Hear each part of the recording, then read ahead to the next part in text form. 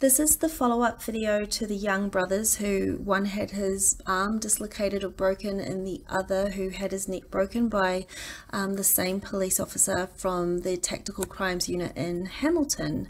Maori males are 7 times more likely to be arbitrarily arrested, assaulted by police and given charges for bogus, incidents, and 7 times more likely to end up incarcerated. So when I started looking into the police officer who was responsible for harming the 2 brothers from the one household, I started looking a little deeper into the New Zealand police and their operations and their code of conduct. So one of the things that I found really alarming was the New Zealand Police Operation Tauwhiro. It's the new tactical response model that replaces the old armed offenders squad. And this was done because Police Commissioner Andrew Costa was very receptive to the concerns of the people nationwide about, armed police. Like, do we really need them? And also, the abuse and unnecessary targeting of Maori and Pacifica. I don't know, it kind of looks like it's kind of the same thing, maybe, because the tactical response team will increase the number of staff with armed offenders squad qualifications. So there won't be any more armed offenders squad, but the tactical response team will increase the number of staff with armed offender squad qualifications and training, and will still have close access to artillery, guns and weapons to use against the civilians. Maori and Pacifica leaders were consulted, and the Police Commissioner Andrew Costa stated that they will only operate by consent and won't target Maori and Pacifica. He did a speech on the 22nd of September 2021, and I'll pop that up at the end of the video. Now, most people who who were looking into this would probably think, wow, this is amazing for Māori. But I have a couple of questions. Well, first of all, why are young Māori males, completely innocent, still getting attacked, like repeatedly attacked, unprovoked? Like, why is that still happening in 2022? Also, which Māori and Pacifica leaders gave consent to trial the tactical response model in Waikato, which is Hamilton, Manukau, which is South Auckland, and Taitokoro, which is Northland? Also, why are the most highly populated areas of Māori and Pacifica still being targeted when Andrew Costa said that Māori and Pacifica won't be targeted? Number 3, why did the New Zealand Police actually call the tactical response model Tauwhiro? And what does Tauwhiro mean? Now, it's going to take them a little while to, probably a month or 2 to respond to the official information request that I sent in January 2022.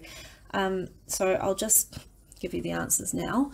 Well, first of all, Tauwhiro, what does that mean? Operation Tauwhiro.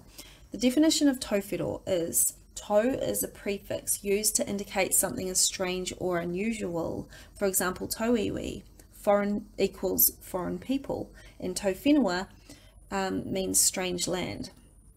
So Whiro actually is the god of darkness, evil, disease and death. And the definition of Tauwhiro is foreign, strange, god of evil and darkness, disease and death.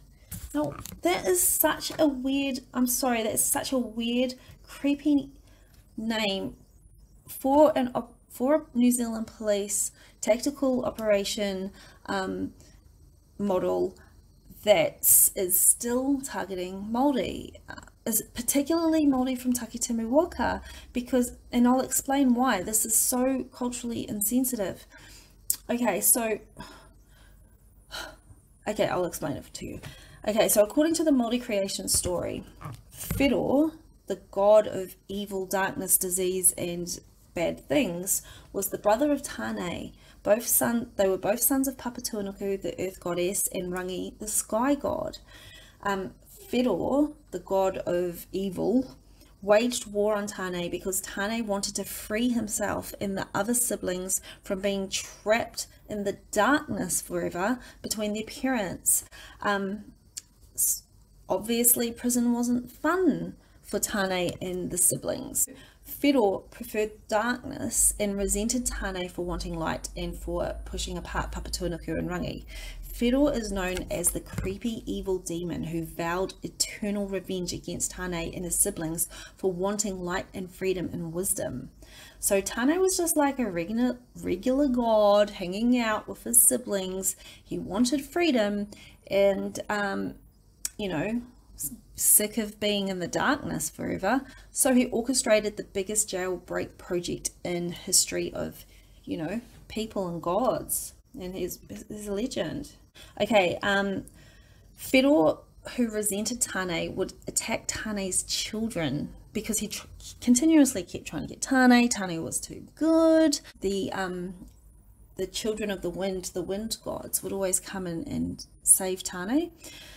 Yeah. Whiro was also into like sacrifices, and you know, he would attack Tāne's children. Whiro would attack Tāne's children and make them do sacrifices to please Whiro's weird, evil, creepy desires. Whiro is known to be the cause of all evil in Māori affairs. Yeah, and he had the bunch of evil, creepy, crawly insects, lizards, and carrion bird, like meat-eating birds that he would send out into the areas that Tāne's children lived in. Like, that's kind of like stalking someone forever and forever and forever, and then stalking their children forever and forever. Does that sound familiar to you? Okay, so the Māori creation story and the Persian creation story are the same. Surprise, surprise. So Whiro, the god of evil and darkness, and Tāne, the god of light and wisdom. The Persian version was Ormuzd was the king of light and Ahriman was the prince of darkness.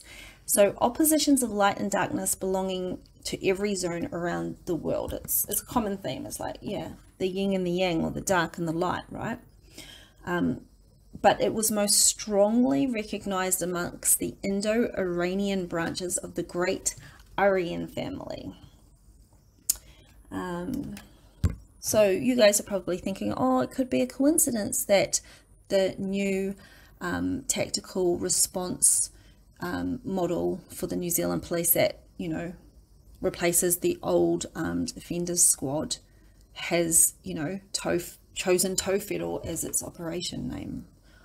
Yeah, that it could have been a coincidence. It could have been, but considering the New Zealand Police had like over 500 meetings with different Māori Pacifica community leaders all up and down the country, I don't think it's a coincidence. I think this was like a crafted scenario for 2021, because if you open up the New Zealand passports and you go to page 2021, kind of like year 2021, there's a creepy picture in there.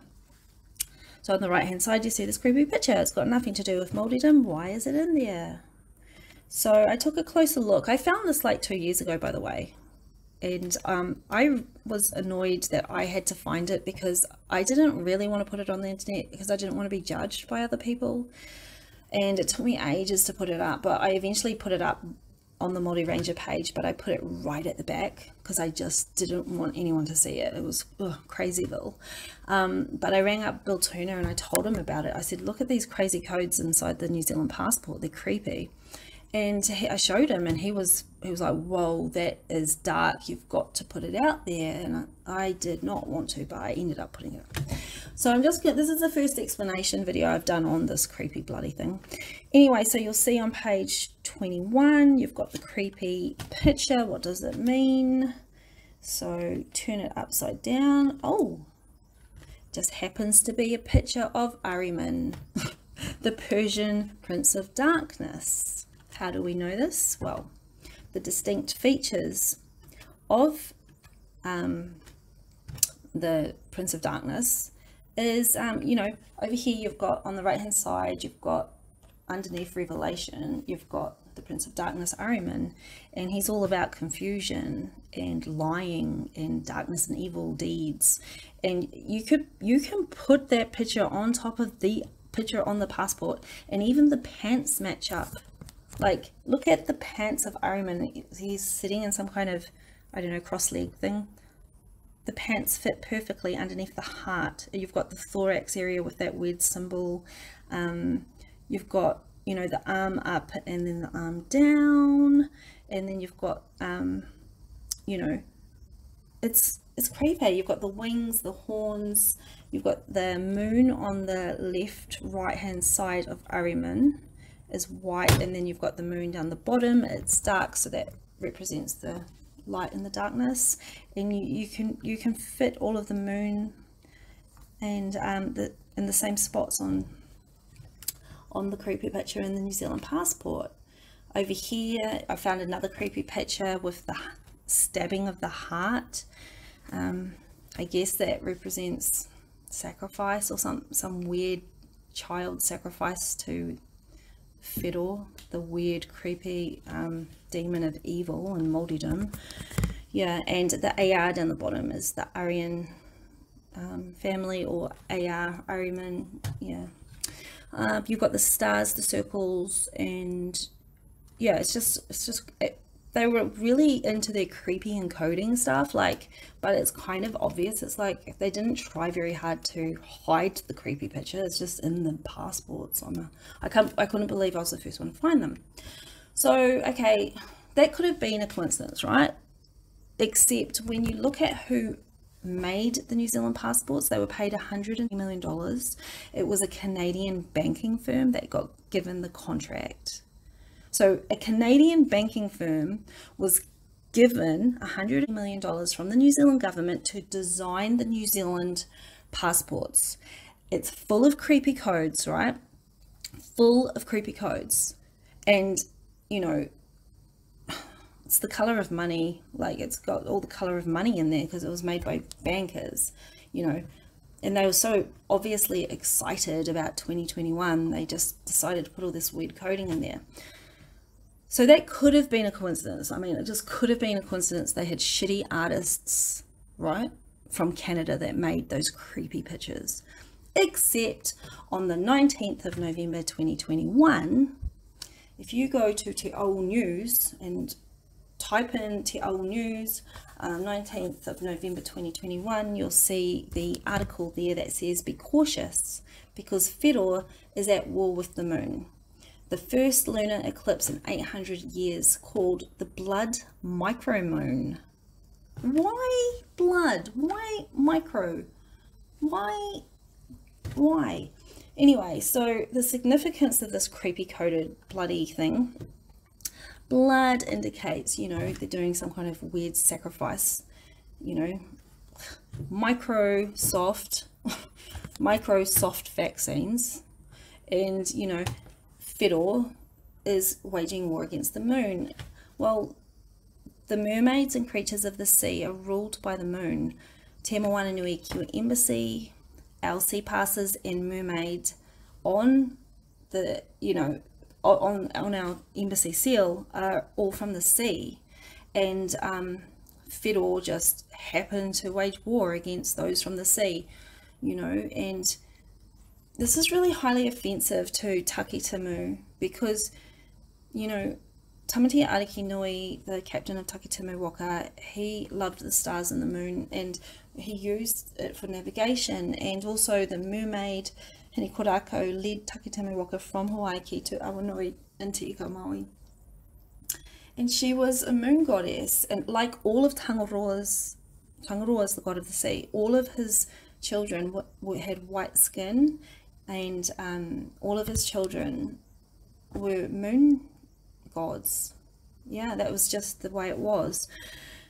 Like, you can just compare everything I'm talking about. So as a Māori, I feel really offended that the New Zealand police had the audacity to create Operation Tauwhiro as if we wouldn't notice the meaning of the name and how weird and cryptic the attacks are on us. And this is highly offensive to us. You know, but wait, there's more. And there's always more with me. I just can't help but seeing it. Okay, so when you open up your passport, have a look at where your weird grey picture is located. The weird grey picture. You kind of look dead in it, and you're kind of like to the side. You'll see that, you know, you have the sky, you've got the clouds up there, and then you've got the sea, and then you've got the weird dead picture of yourself floating, like dead and lost at sea. Okay, so let's remember the creation story. So according to the legend, across the year, sometimes Whiro would come out. His intention is to kill the moon and the sun. So he wanted to kill the moon, Te Marama, and Ra, the sun, which would take us all back into the realm of Whiro, which is living in complete darkness. So no light, you know. He just wanted it all gone, and that's what Whiro represents. So when you have that knowledge in your mind, and when you see things that the police are doing, you can kind of understand why we get so offended and why we keep saying, hey, this is systemically racist, this is systemically racist and creepy, ultra creepy. Okay, so when you go to, oh, there's more, there's just so much, oh God. Okay, so, and I didn't even invent these fucking passports. I just have to be the one to tell everyone, you know.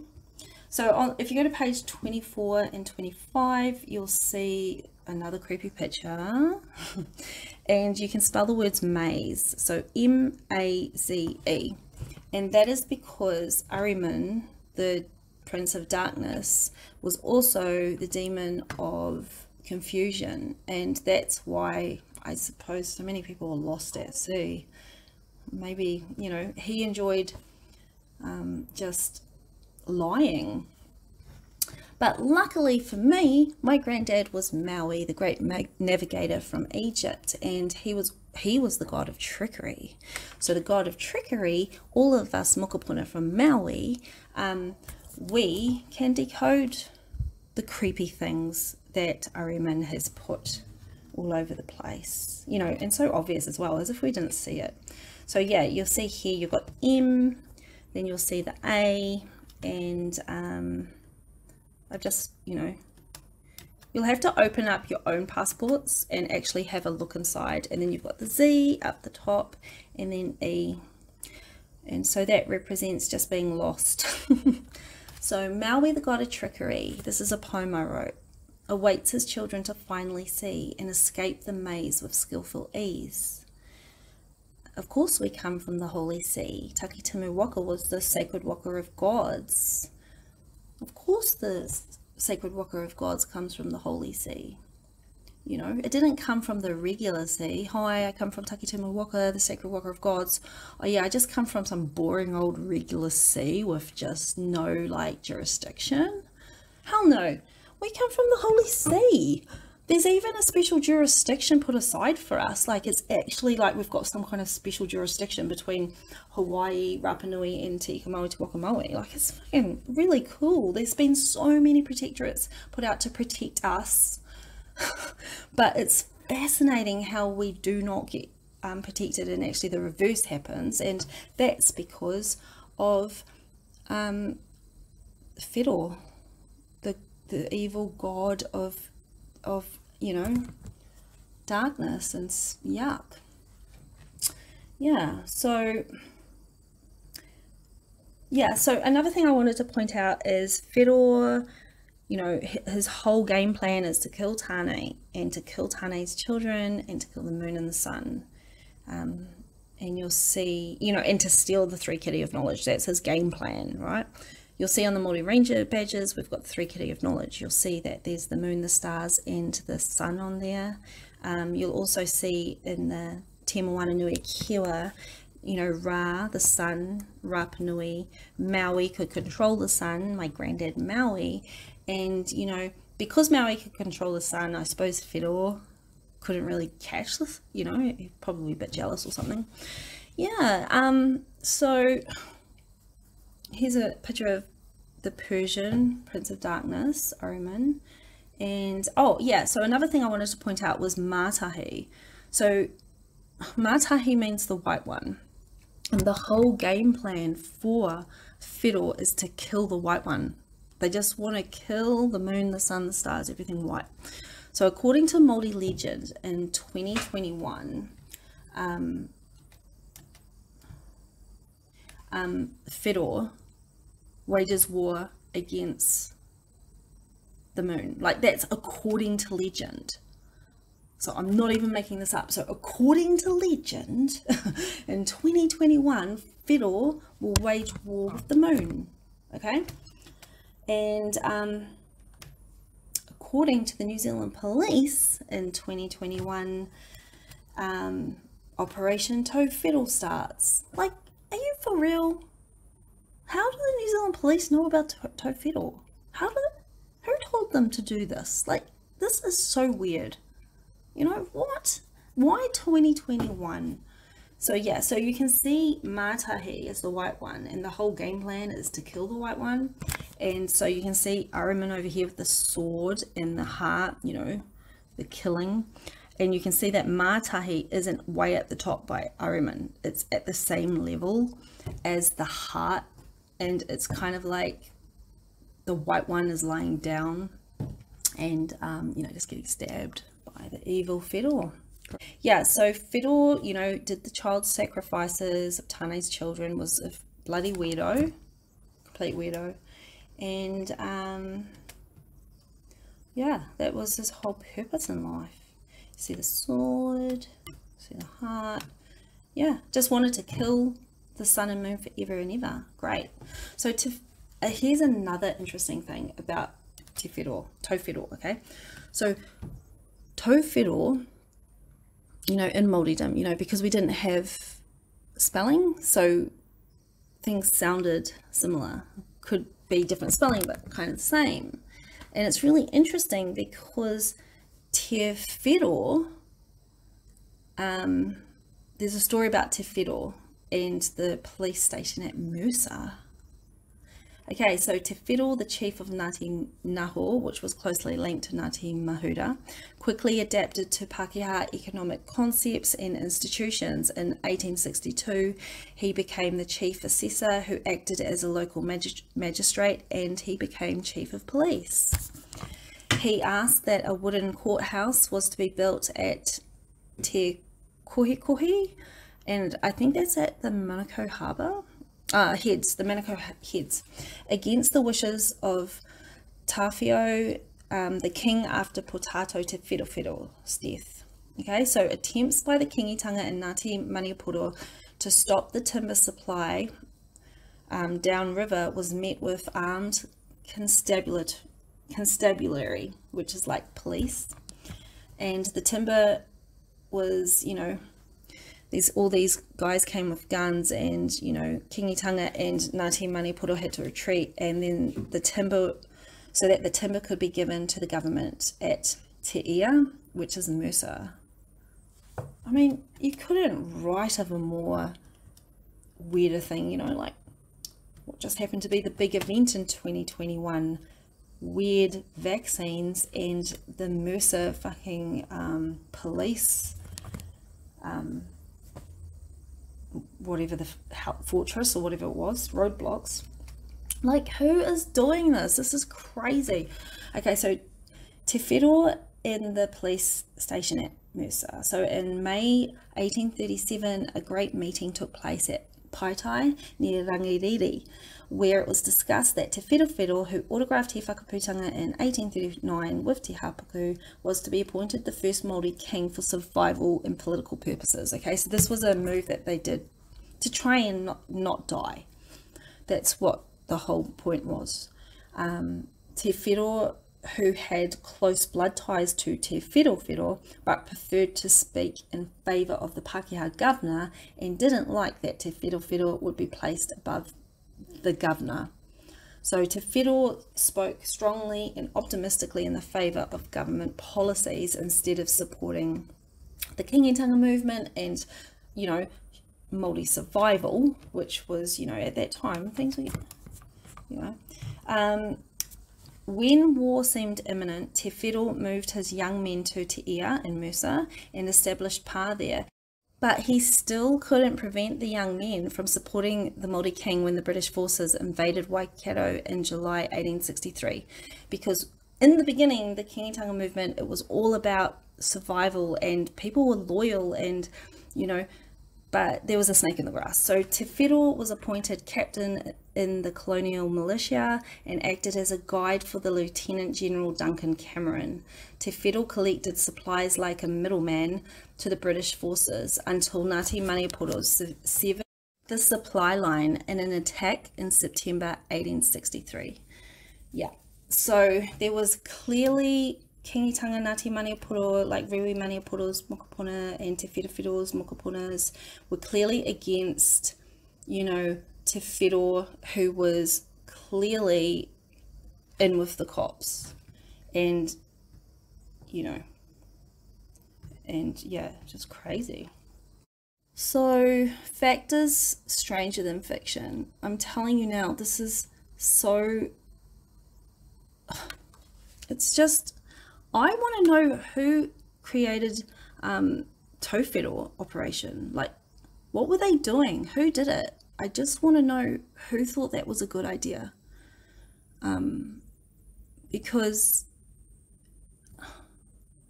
yeah, just, this is just unreal. I cannot believe that, yeah, and there's just so much more. Like, oh. Okay, yeah, so in the passports there's heaps more codes, but I just couldn't be bothered like explaining them. But you'll see the waterline, you'll see the pictures of the islands are all distorted. You've got Te Ika Maui, it's all distorted. It's all like fat at the Te Ika Maui, like Tautokoro is all like bigger than the other areas.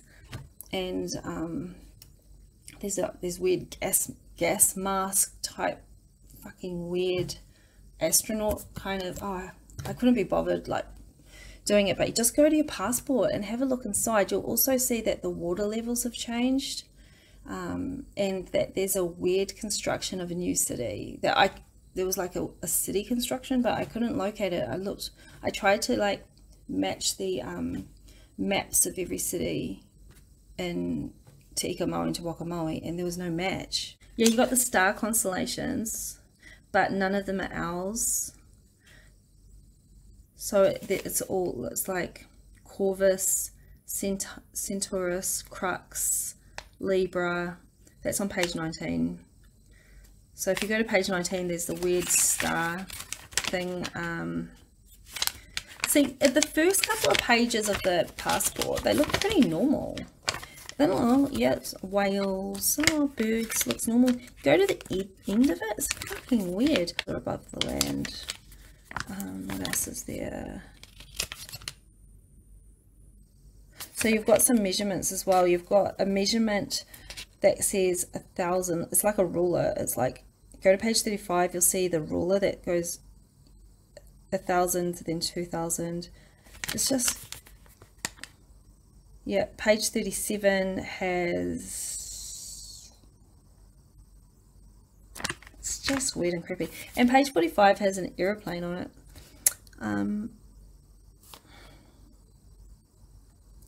Yeah, probably representing the old not being able to fly anywhere anymore.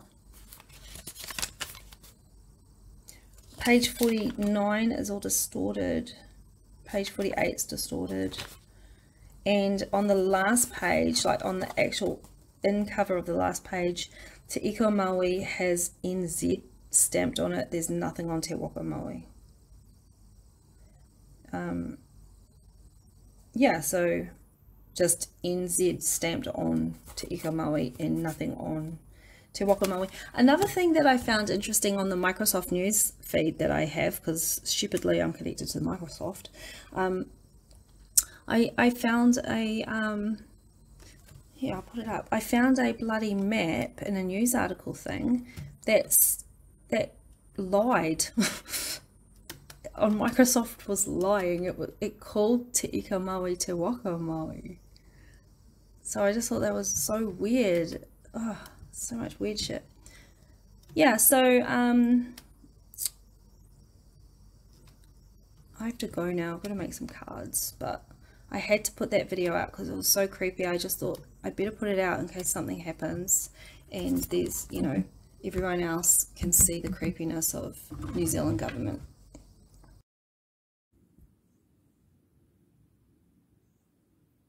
Nā, tēnei pō ki te aia Aotearoa whānui I te wā ko whitia I a whiro kia whakaatu mai I te maramaku sea mō nā haora e toru. He tuatahitanga tēnei I nā tau e waru rau. Engari, hea ngā akoranga kia ngai Māori me tēnei wā o te maramataka. Kai a tāroi blai te rōna atu. He maramaku tia e tohu ana ki te tai au kua rākau nui. Nō reira, kia tūpato. Nō reira, ko ngā kōrero kai au. I tēnei wā o te maramakutia e harai te wā pai, kia tūpato tātou te tangata I te mea ko whiro tērā e pakanga ana ki te marama. Ko tā te tohu nā tātai arorani arani mā tāmua, ko whiro te tipua, te atua o te pauritana me te tohu o te kino, maroto mai I nā paki waitara a te Māori. Engari ki te ao pūtai ao Pākehā, ko te whero kua titia nei ki te marama, e nā mārama o tamanui te rā. I etahi wā o te tau. Ka puta mai a whiro, ko tana mahi he patu I te marama, I te rānei, kia hoki anō tātou ki te pōuriuri, kia noho ko whiro hei atua, hei rangatira, I te ao nei. We have always had problems with gangs and gang crime in this country. We are concerned by the increase in gang violence, and that's why we have launched Operation Tauwhiro. People are not here. We did tell the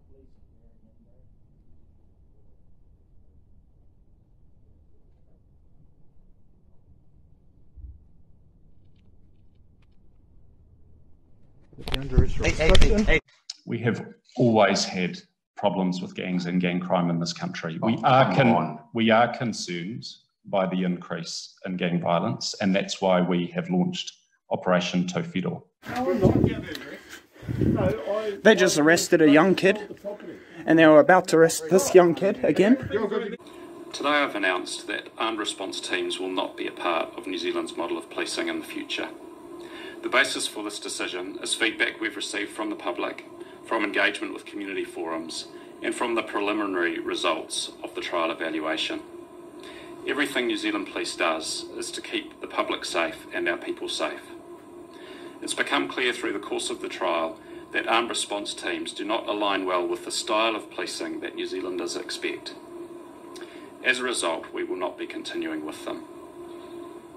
We have listened to our people through the course of the trial, and what we have learned is there is opportunity to improve the tactical capability available to help deal with difficult situations.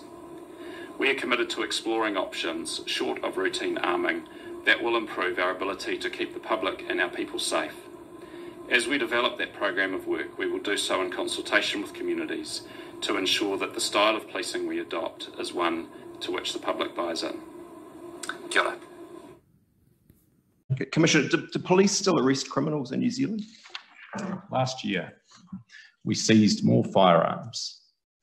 We recovered more and restrained more assets from organised crime, and we laid more charges for dealing, importation and manufacture of methamphetamine and other drugs than we did in the year before, even with the disruption of COVID. It isn't that because there's so much more there, and you wouldn't even give me a straight answer to the rise of gangs in this country. It has nothing to do with there being more there. It is to do with the focus that we're putting on it. Someone can't be arrested for those offences unless we actively investigate them. They don't come. Well, I'll tell you why I ask, because actually I can just go in the very recent past, and by the way, I could do this in any electorate around the country, in my electorate, I've had shopkeepers who've been beaten up. I've had drug deals in multiple parts of the city where complainants have come to me because they've seen them. I've had a situation at the Mount Tay Street in Marine Parade where some 70, 80 headhunters have taken up the road, over the road. There've been multiple police complaints in all of those cases, and not on a single occasion did the police come. By the way, in the last 24 hours, I've had a guy in Christchurch, Warwick, St Albans, were again, in that case, it was a different gang, the Black Power, who took over the road. Police didn't come. I mean, what's changed in the last few years? I have no doubt several years ago, police would not only have attended, but arrests would have been made. We have always had problems with gangs and gang crime in this country. We are concerned by the increase in gang violence, and that's why we have launched Operation Tauwhiro.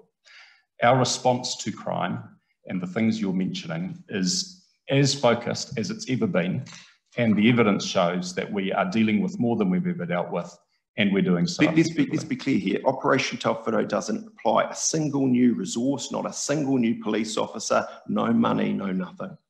I have 10,000 officers available to do the work that we need to do in our communities. What's your report mean when you say we have the authority to arrest, but we know that doing so is not always the most effective way of addressing crime and harm?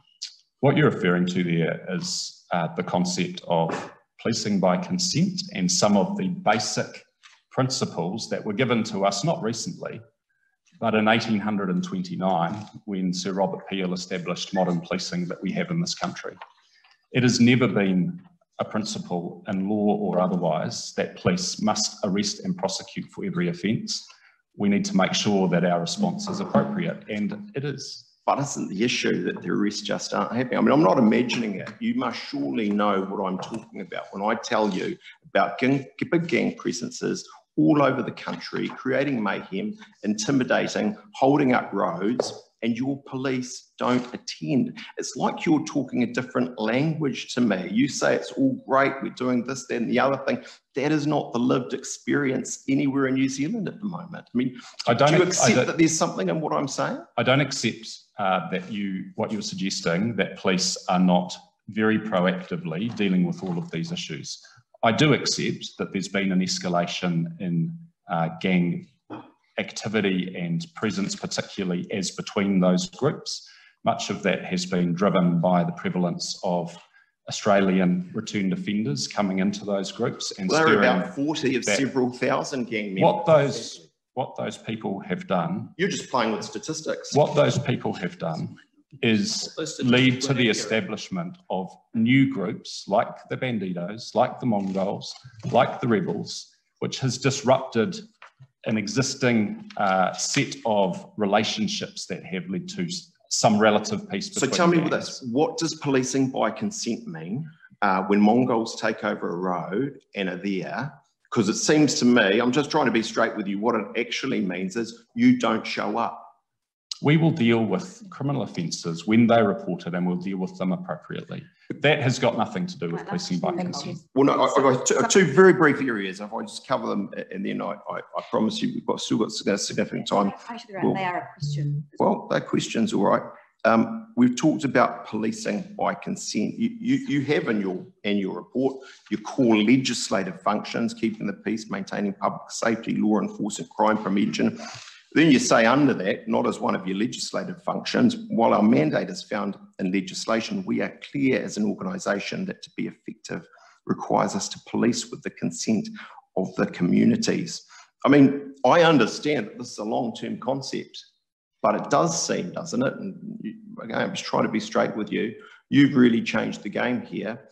You've tipped the balance very strongly in favour of this concept of consent and taking everyone with you. And I put it to you, that just doesn't actually work when you're dealing with headhunters and Mongols. Let me tell you what policing by consent is. When we look overseas and we see the violent clashes that have occurred between police and ordinary citizens over COVID lockdowns, over issues like Black Lives Matter, That's what it looks like when the police lose the consent of their community. It has nothing to do... They're safer in Australia than they are in New Zealand. It has nothing to do with whether or not we will deal with gangs and gang offences. As I have said to you, we have put more pressure on gangs, taken more assets, taken more guns in the last year than we have at any time in our history. Well, it seems to me you've come along and you've tailored that message, because you know what I've said in the media, when the reality is your annual report is you don't talk about any of that stuff.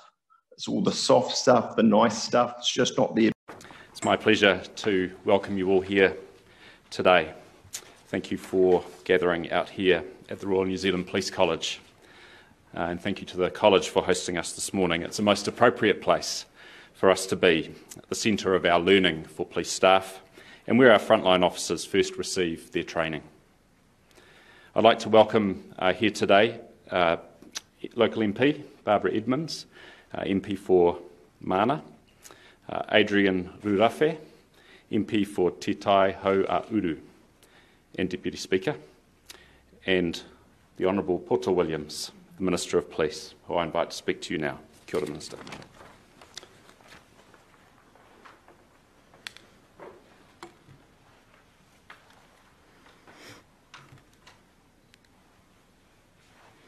Tēnā koutou katoa. Kei te mihi atu ahau ki te manuanui, me te kaha o te hunga pirihimana, ki te hāpai i ngā ahuatanga katoa, o tēnei kaupapa whakahirahira. Kaore e kore mai i a koutou mahi, ka noho oroa, ka ngā whānau me ngā hāpuri katoa, puta noa Aotearoa. He kaupapa tino tata ki takunākau, nō reira I tūkaha ana ahau kia o koutou taha.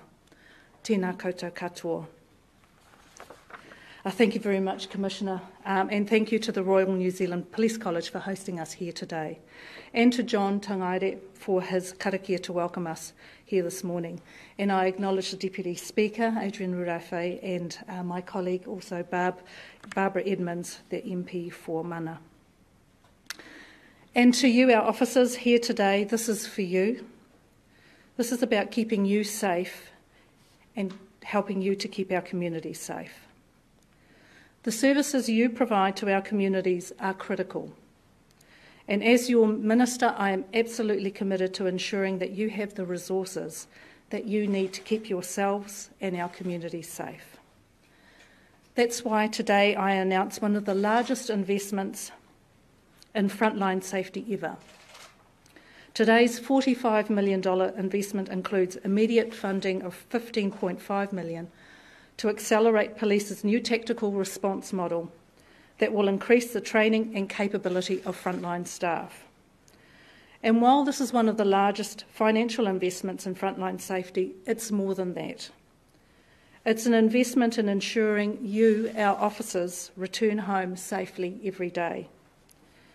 I speak regularly with police leaders and frontline staff, and they tell me about the changes that they're seeing, the growing demands, the changes with gangs, organised crime, and violence offenders are willing to use. The nature of policing means their day-to-day work carries inherent risks to safety. They face both known and unknown threats because they work in such a dynamic and unpredictable environment. You know this because this is your reality. We can never eliminate the risk from policing, but we are committed to supporting you to ensure you can train, equip, and prepare your role in protecting our communities. The recent terrorist incident too clearly demonstrated the speed and danger of risks to staff and the public. The number of officers injured through assaults on police has increased significantly. This is unacceptable. Today is about providing smarter options for frontline safety. Last year, police suffered a tragedy with the death of Constable Matthew Hunt, who was murdered while undertaking routine policing duties. This was a tragedy for his family and for his friends, for his police whānau, and a shock to our nation. This is not the New Zealand we know. Police are frontline workers who go above and beyond to keep our communities safe. And in turn, we must do everything we can to keep you safe. This new funding will provide for an additional 78 constabulary staff and 28 intelligence analysts. It will also enable new training venues to be established across police districts and provide equipment and technology development. This, in addition to our absolute commitment to tackling gangs and organised crime and getting guns out of the hands of criminals. Already we've banned the most dangerous firearms. We've implemented harsher penalties for gun crime and tougher licensing system to ensure firearms do not fall into the wrong hands, and remain committed to a register to better track firearms in the community. We're committed to investing in our front line, including the additional 700 staff to be focused on organised crime alone. Because gangs destroy lives, but we will not let them destroy communities. I know police have consulted with staff and a wide range of community partners in developing today's new response model. And I know that police value their style of policing in our communities and wants to ensure that this is maintained. Today's announcement is the most important announcement to me as your Minister. It's my job to ensure you have the people, the resources, the legislation to do your job. And it's my job to do all I can to keep you safe. So thank you for having me here today. I understand there'll be time for questions shortly, but for now I'll pass back to the Commissioner, who will talk about the operational details of today's announcement. Thank you.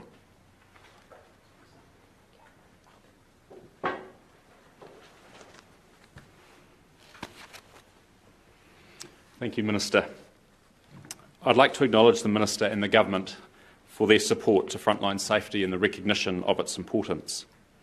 Our frontline officers operate in a dynamic and unpredictable environment and are often called on to put themselves in harm's way to keep the public safe. Increasingly, they face threats from those who are willing to use violence against police and others in our communities. In recent years, we've responded to terror attacks, to increasingly sophisticated nature of organised crime, gang violence, the availability of illegal firearms, and, devastatingly, the death of one of our own, Constable Matthew Hunt, who was murdered while undertaking routine policing duties. Nothing is more important to us than the safety of our people and the safety of our communities. Over the past year, there's been a great deal of work undertaken by our Frontline Safety Improvement Programme to develop the tactical response model, and it's my pleasure now to announce the detail of that model. The tactical response model is the result of listening to more than 1,250 staff about their concerns and ideas to improve staff safety. We've also engaged with Maori, Pacific and ethnic community leaders and taken on their feedback about policing in their communities. I'd also like to thank them for supporting our efforts to build a safer environment for frontline police.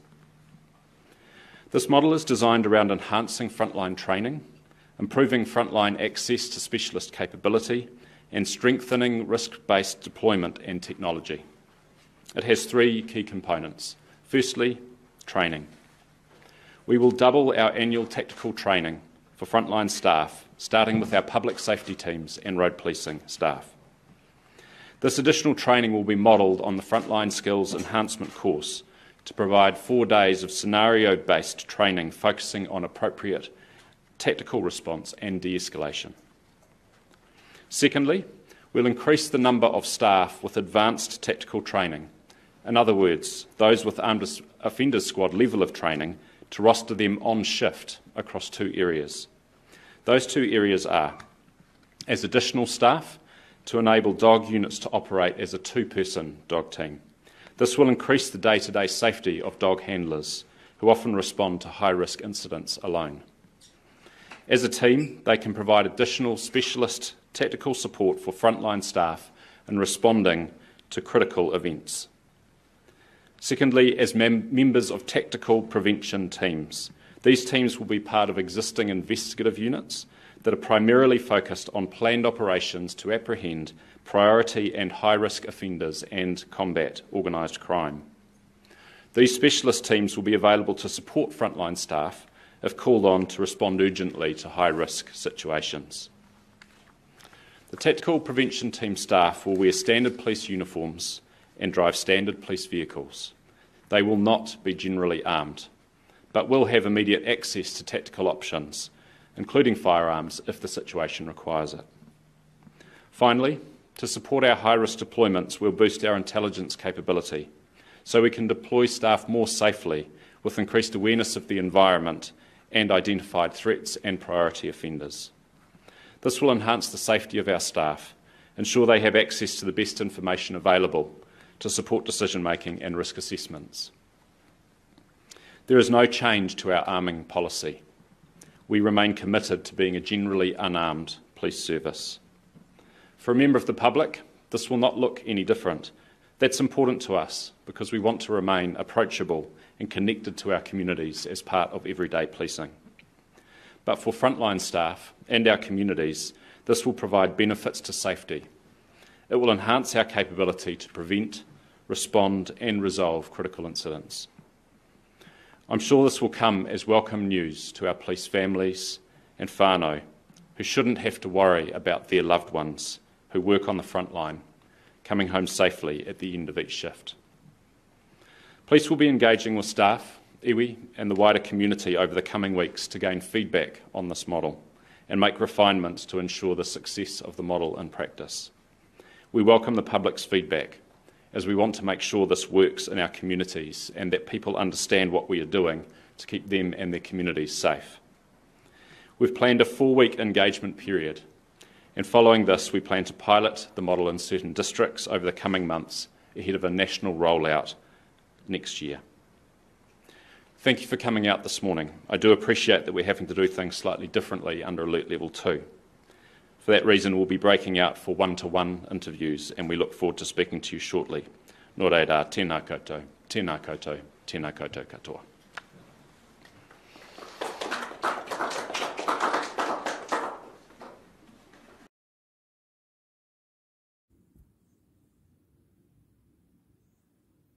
Nā, tēnei pō ki te aia Aotearoa whānui I te wā ko whiti ai a whiro kia whakaatu mai I te maramaku sea mō nā haora e toru.